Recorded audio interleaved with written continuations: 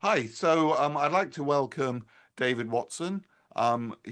He is our keynote speaker at the last ISSID conference. He delivered an excellent speech, and I think it's a great opportunity for us just to recap some of the things which you talked about and to know a little bit more about you. So, David, perhaps you'd like to introduce yourself. Hi, I'm David Watson. I'm a personality psychologist by training.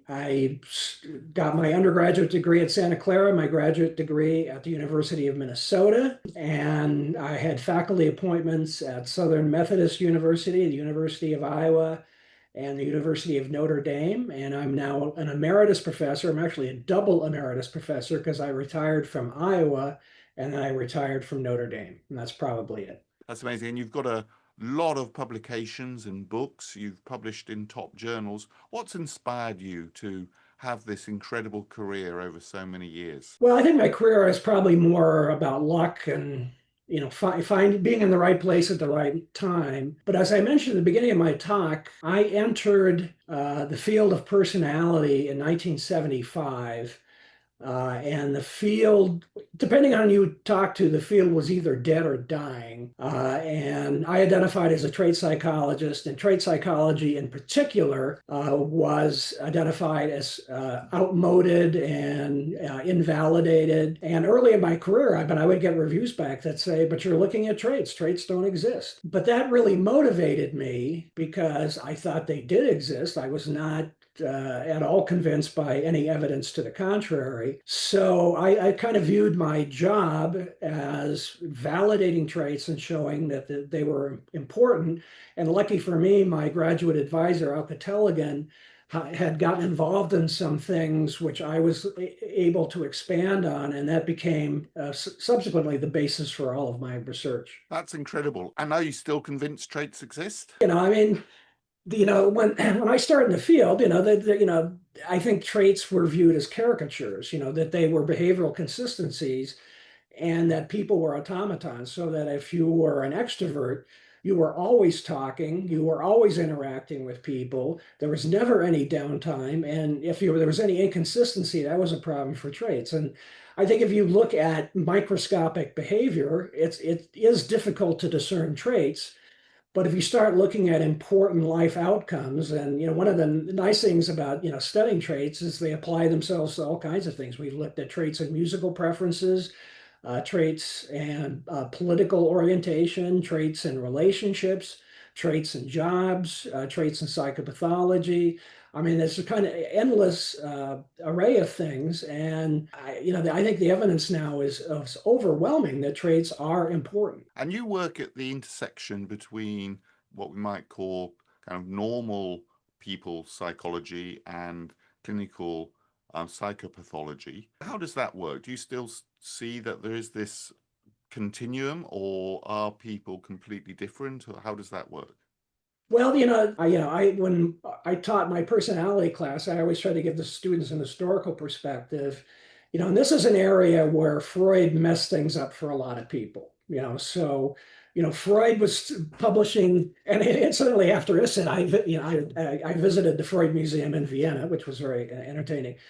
But Freud built this model on neurotic people, and a lot of people found that distasteful. That you can't understand normal, healthy people by studying neurotics. So this kind of created a schism where people emphasized a gulf between normal and abnormal processes.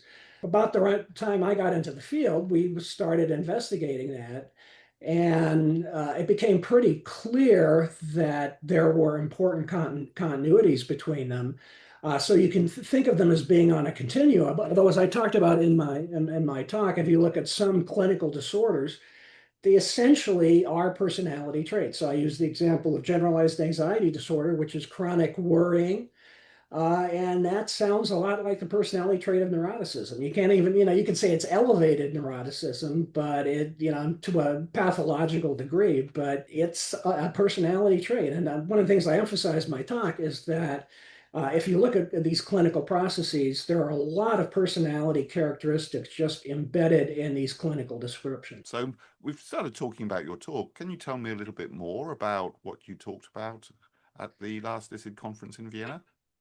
Well, the talk evolved in an interesting way. I actually started at the end and did some tables and slides. And then I said, it kind of reminds me of stuff I did before that. And I kept going backward. So basically, the talk was an historical progression of my research starting in the 1980s with relatively simple models. We were looking at symptoms and diagnoses of anxiety and depression. As I pointed out in my talk, the personality element got a little bit more complicated. We started looking at aspects and facets, but basically, I started looking at neuroticism, or what we called negative emotionality, extroversion, positive emotionality. Kept doing that through the entire thing.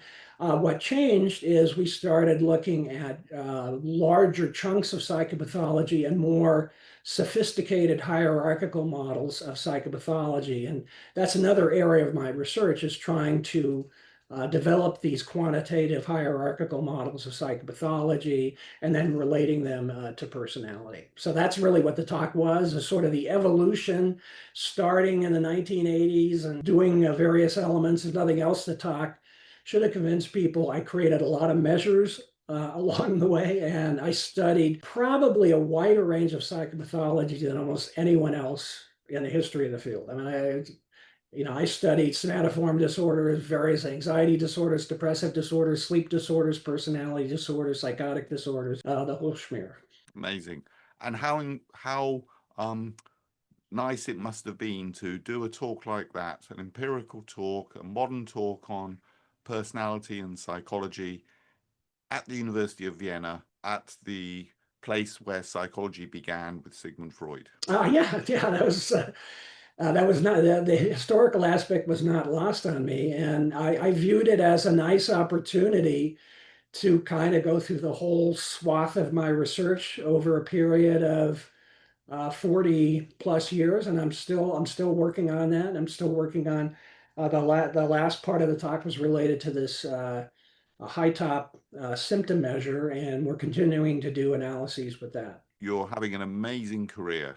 And what inspires you, though, to continue as an emeritus professor, which I'm assuming it's like it is in Australia, which is an unpaid position where you're continuing to work without pay, doing your research.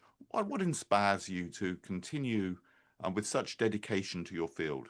Well, a sense that that I still have something to say and that I'm not finished. I think there are areas of my research. I was a personality psychologist. I looked at other areas, and at some point I kind of realized it's time to just close the door on that. I'm not going to continue to do that. But this personality psychopathology angle I've been pursuing for so long, and I feel like it's still evolving, and there still are important things to say. So that's important.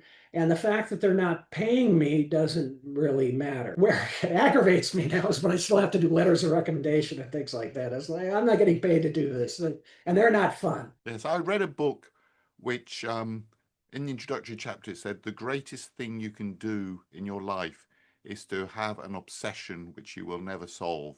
But if you work at that obsession with passion and dedication and enthusiasm through your life, then you will have a life which is well led, a life which you think is fulfilling, even though you perhaps never actually achieve the objective you set out to achieve. Well, yeah, and I think in science in general, our ultimate goal is to have ourselves replaced by other people who tackle the same problems more effectively, who build on our work and take it farther, than we were able to do ourselves. So, I'm quite comfortable with that. And one thing that continues to motivate me is the knowledge that I've gotten things wrong, and I kind of look at certain models and I'll go, there's something not quite right there.